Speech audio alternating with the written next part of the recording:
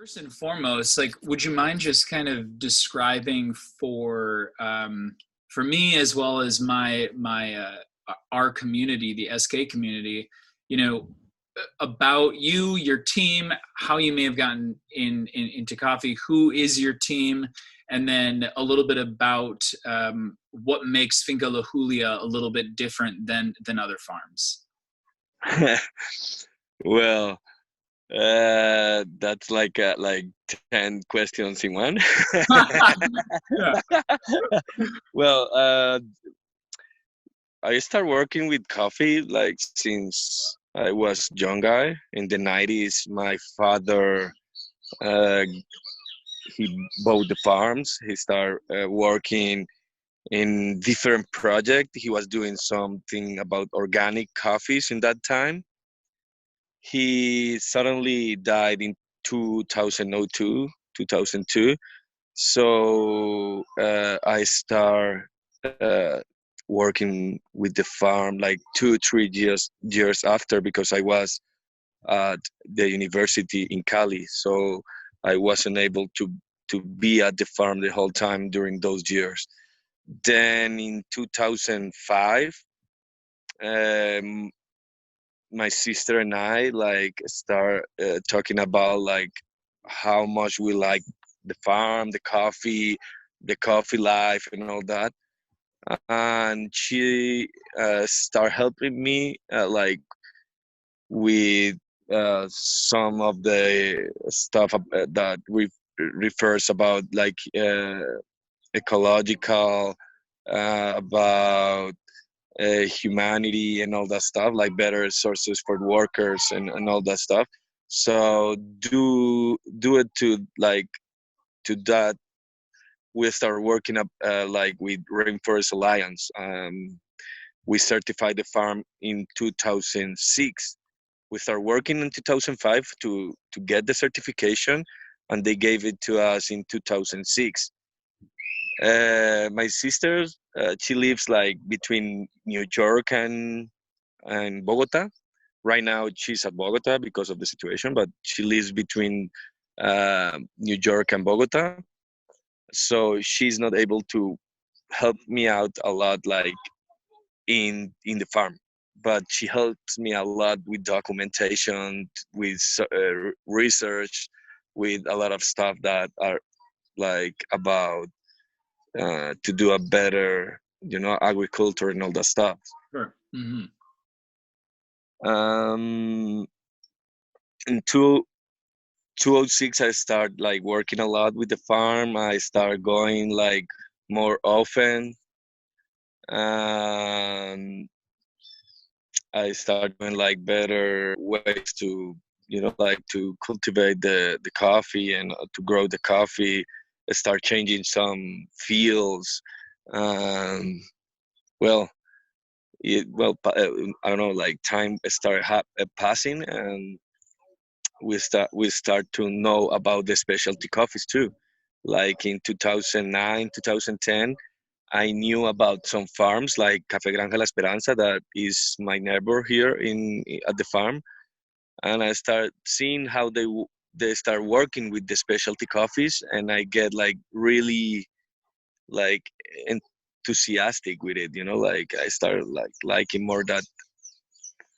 And my father, before he died, he planted our first Tabi field, but in that time the Tabi was not considered as a specialty variety. It was more like a regular Colombian variety, because Tabi is from Colombia, and that's the load that we call Tabi El Indio.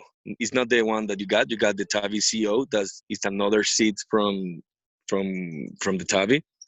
But we got the first seed that was the Tabi Indio. My father planted it, and I started like trying to do something with it, but I didn't have like too much knowledge about the specialty coffees processes in that time, and I start like learning about it. In 2004, I could find some seeds. We brought some geisha from Panama. We got from some Java from Panama. We got a new seed from from the Seni Cafe, the Tabi, the new Tabi. That is the one that you got, the one that I sent you with the trio, the Mm. three processes. Um, I planted like in the beginning of 2015 because I had to do like the whole process with the jams. I have to like to do the baby seeds and all that, like the nursery as you call it, because I hear you call it like nursery. Oh yeah. Um, and I planted it like in the beginning of 2015, and then in 2017, at the beginning of 2017, we start like producing those specialty varieties.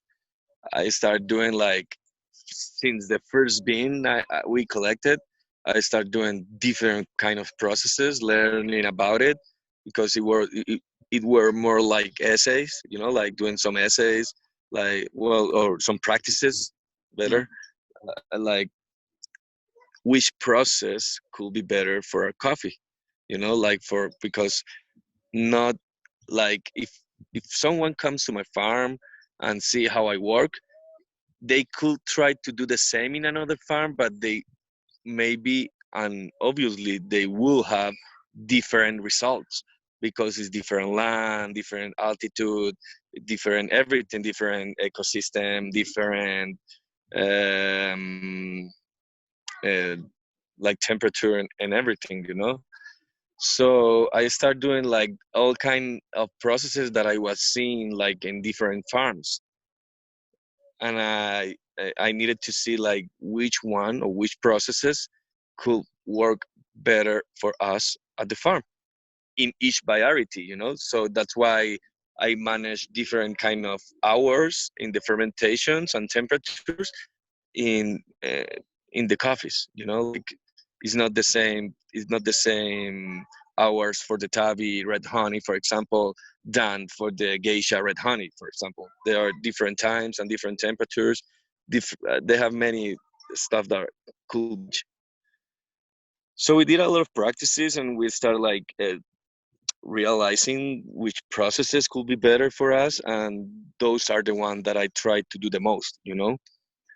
um, I still like to improve some processes, like do something different, like maybe to the same process I add something different, like more time, or I close it more time, or the anaerobic is gonna be like a little bit uh, well less or more time, you know, like I start doing some stuff, and it depends a lot to with the bricks, you know. That's why we check most of the time the bricks on the coffee, because if I see the a really high bricks, I will do naturals all the time. If I see like a little bit lower the bricks a little bit lower, I like to do semi wash or watch coffees. I do like to try, you know, like many different processes on it. Right. That's like how we manage it. Sure. Okay. Hmm. I don't know if I'm gonna be confused or something. If you have any question, if you want to interrupt me, No, this is just ask me. Okay. no. I mean, this is great. I I'm think just like it's like a talking like how we work and how we do stuff, how we find people to work around the farm and all the stuff. You know, like the real life. You yeah, know, that's how we do it yeah. the No, whole time. this is great. And having it, Yeah. from my own experience, perhaps not specifically for this project, but from my own experience, having spent some time in Guatemala on some farms, like I have seen firsthand all of those aspects that I think a, a regular coffee drinker in the US has no idea about, like how important it is to have great pickers who only pick ripe cherries, Yeah. and not dried cherries from the trees or underripe cherries. Yeah, and not mechanical, you know, it's all handmade. Right. Yeah. Everything is handmade. like since you planted, like since you planted till the collection or the picking, and the process after picking. Everything is handmade. So we have to uh, we have to like to pay a lot of people to do a lot of works, different works for the coffee. Yeah. There is not the same that plant that first of all the coffee or the produce the one that the field ready planted, then the one that planted, then the one that is gonna be cleaning the field the whole time and giving the fertilizers, and then the guys that are gonna collect or picking the coffee, and then the guys that are gonna hand sorting to clean the coffees that maybe are not that maybe weren't well picked, um, and then the guy that is in charge of the processing in the for the wet and the dry processing, and then the people that is gonna be in charge of cupping with me too, because I do cup my coffees. I do cup all my coffees. I'm the one that see the quality of the coffees and all that. I'm the one in charge of it. And right now we are planting some pacamara field, for example, and Ooh. I had to be yesterday because we are doing the holes where we're gonna plant the seed, the little plants. We're gonna plant some pacamara. We're gonna plant some bourbon sidra that was brought from Ecuador, from the farm that made the seed. I don't remember the name of the farm. I guess it's Esmeralda, something like it. I don't Oh remember wow. the name. Uh, we're gonna plant 2,500 of cedar plants, and the same for the pacamara. That's it. I don't know. So those will be those will be ready in like 3 to 5 years. No, those will be producing like in year and a half, maybe 2 years. Okay. It takes about 2 years to start producing. Well, I definitely want some of those two coffees for sure.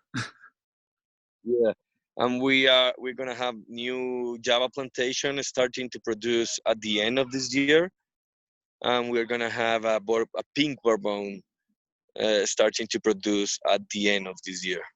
Great. So we're gonna Well, have a better a better brochure for the specialty coffees, longer. yeah.